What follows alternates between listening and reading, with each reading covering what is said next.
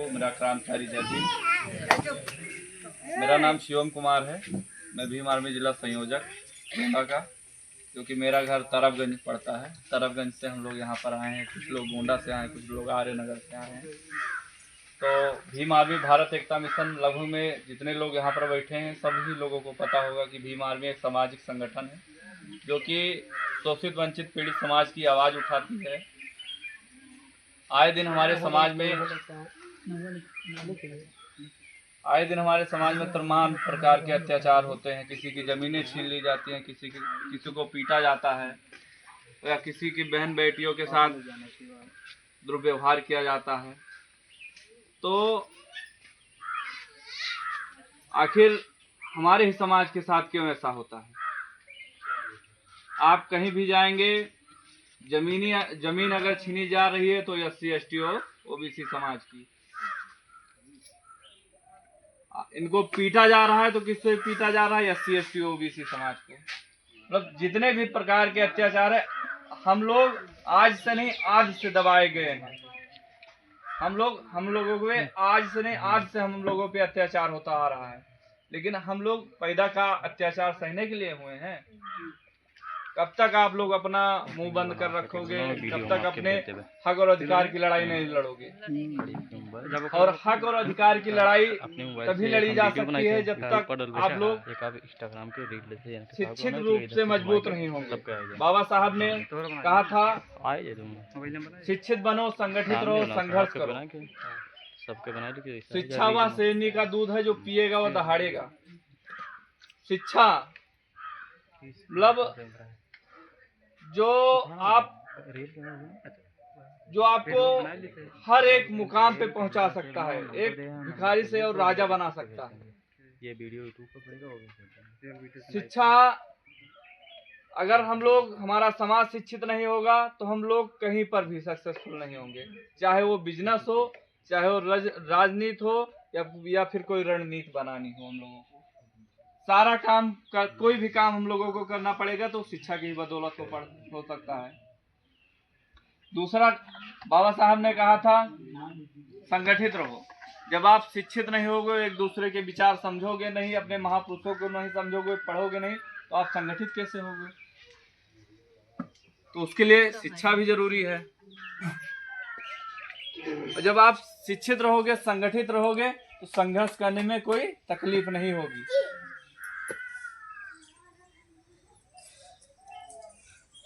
बाबू जगदेव प्रसाद कुशवाहा जी कहते थे, 100 में 90 शोषित है और शोषितों ने ललकारा है। धन धरती और राजपाट पे 90 भाग हमारा।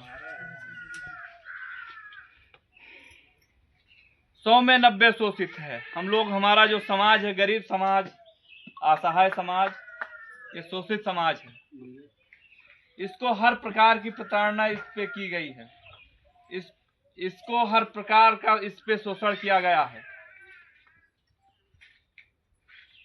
हम लोग पैदा हुए हैं शोषण सहने के लिए नहीं पैदा हुए हैं, हम लोग राज करने के लिए पैदा हुए हैं। माननीय चंद्रशेखर आजाद जी, जो कि नगीना सांसद हैं मौके पे, वो दिन रात हम लोगों के लिए, अगर हम लोगों को यहाँ पर कोई छू ले, हम लोगों के साथ अगर कोई अत्याचार हो जाए, अगर हम लोगों के साथ कोई दुर्व्यवहार करेगा, तो सड़क से लेकर सदन तक हमारी आवाज उठेगी। माननीय चंद्रशेखर आजाद जी उठाने का काम भी करते हैं। माननीय विनय रतन सिंह जी, जो भीम आर्मी के राष्ट्रीय अध्यक्ष हैं, वो दिन रात समाज में हो रहे अत्याचार के खिलाफ खड़े होते हैं। आए दिन आप देखते होंगे, आपको हमने बताया है कि किसी को पीटा जाता है, किसी की जमीनें छीन ली जाती हैं और तमाम प्रकार की प्रताड़ना उन्हें दी जाती है। लेकिन बहुजन समाज में बहुत सारे संगठन हैं, बहुत सारी पार्टियां हैं, लेकिन अगर कहीं भी कोई भी अत्याचार होता है, माननीय एडवोकेट चंद्रशेखर आजाद जी सबसे पहले वहां पर पहुंचते हैं और तो किसी भी समाज से हो, SC ST OBC समाज से हो, तो सबको न्याय दिलाने का काम करते हैं। और माननीय विनय रतन जी हैं, वो भी हर कार्यक्रम में हर शोषित वंचित पीड़ित समाज के घर पहुंचते हैं। कहीं भी कोई भी अत्याचार होता है मुंह तोड़ जवाब देते हैं। और हम लोग भीम आर्मी भारत एकता मिशन जो कि गोंडा में है, आपके ही क्षेत्र में लगभग एक ही दिन में एक ही महीने में 3 मामला हुआ, जो कि हमारे समाज की बहन थी, उसके साथ अत्याचार किया गया। हमारे भाई ने हमें सूचना दिया, जितेंद्र कुमार भारती जी ने, हमारी पूरी टीम आई मौके पे। मुकदमा लिखा, सोच लीजिए 10 दिन हो गया था, मुकदमा नहीं पंजीकृत हुआ था, लेकिन भाई जितेंद्र कुमार जी ने सूचना दिया, हमारी पूरी टीम पहुंची और तत्काल में हम लोगों ने मांग किया कि तत्काल में मुकदमा लिख और जो भी दोषी हैं उसमें उनको जेल भेजा जाए। तत्काल में उन पे मुकदमा लिखा गया और जेल भेजा गया। और अभी हमारे तरबगंज की हम आपको बात बता दें, एक हमारे समाज का व्यक्ति था, उसको सरेआम गोली मार दी जाती है, लेकिन उसे ही दबाया जाता है कि आप सुलह कर लीजिए। उसे गोली भी मार दी जाती है, उसे दबाया जाता है कि सुलह कर लीजिए, लेकिन वहां पर जब भीम आर्मी पहुंचती है तो उसे हर प्रकार का सहयोग करवाने का प्रयास करती है। अभी एक कौड़िया थाना के अंतर्गत मामला हुआ, मतलब जितने भी मामले जिले में होते हैं ज्यादा से ज्यादा जगह भीम आर्मी पहुंचने का काम करती है। तुम्हारे हम लोगों के पैर में जूते हों या ना हो, हम लोगों के पास कपड़े हो ना हो, लेकिन हम लोगों के पास किताब होना बहुत जरूरी है, पढ़ना बहुत जरूरी है। संत गाडगे जी महाराज ने कहा था, एक रोटी कम खाओ लेकिन बच्चों को जरूर पढ़ाओ। अगर आपके घर में बर्तन हो तो बर्तन बेच के चाहे हाथ पे रखकर खाना पड़े, लेकिन आप बुक लाओ, बच्चों को शिक्षा की तरफ भेजो, पढ़ाओ लिखाओ। हमारे समाज में ऐसे तमाम महापुरुष जन्मे, आए और चले गए, जो आज यहाँ तक ये बहुजन मूवमेंट यहाँ तक पहुँचा है। हमारे महापुरुषों ने बहुत ही इसके प्रति संघर्ष किया है, बहुत सारी कुर्बानियां दी हैं, बहुत ही कड़ा मेहनत किया है, तब यहाँ तक पहुँचा है ये कारवां। हमारे महापुरुषों ने क्या नहीं किया, हमें पानी पीने का अधिकार नहीं था, बराबर बैठने का अधिकार नहीं था, पढ़ने लिखने का अधिकार नहीं था, स्तन ढकने का अधिकार नहीं था।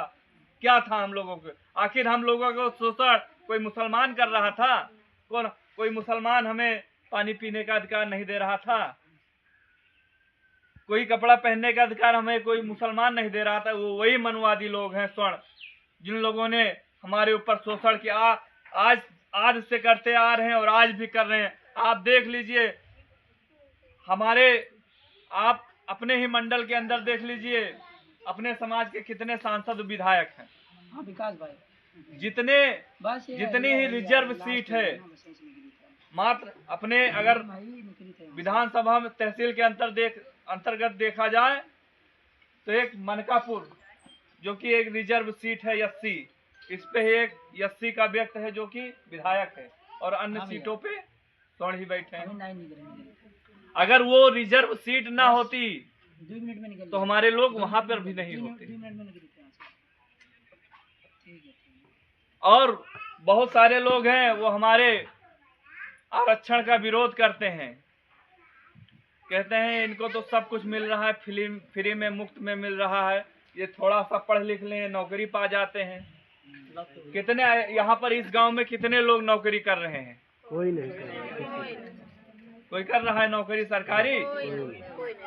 कारण है, जब आप पढ़ोगे नहीं, लिखोगे नहीं तो करोगे क्या? आपको भारतीय संविधान भी आपको कुछ अवसर देता है कि आप थोड़ा सा भी आगे आओ, हम बहुत आगे आपको लेके जाएंगे, लेकिन ये थोड़ा सा भी आगे नहीं चलना चाहते हैं। क्या होगा? समय का अभाव है। किसी दिन हम लोग फिर आएंगे, आप लोगों के बीच में अपनी बात रखेंगे। हमारे अवधेश एक सिंगर जी हैं, वो मौके पे रास्ते में है, वो यहाँ पर आ नहीं पाए, किसी दिन शाम को आएंगे। बहुत अच्छा कार्यक्रम उनका रहता है, हम लोग आएंगे आप लोगों के बीच में और आपको अच्छी अच्छी बातें वो भाई अवधेश कुमार बौद्ध जी बताएंगे। और आज समय का अभाव, 7-8 कार्यक्रम है। आप लोगों से मिलकर हमें बहुत अच्छा लगा। आप लिखा है जिनका आप भला इतना जागरूक तो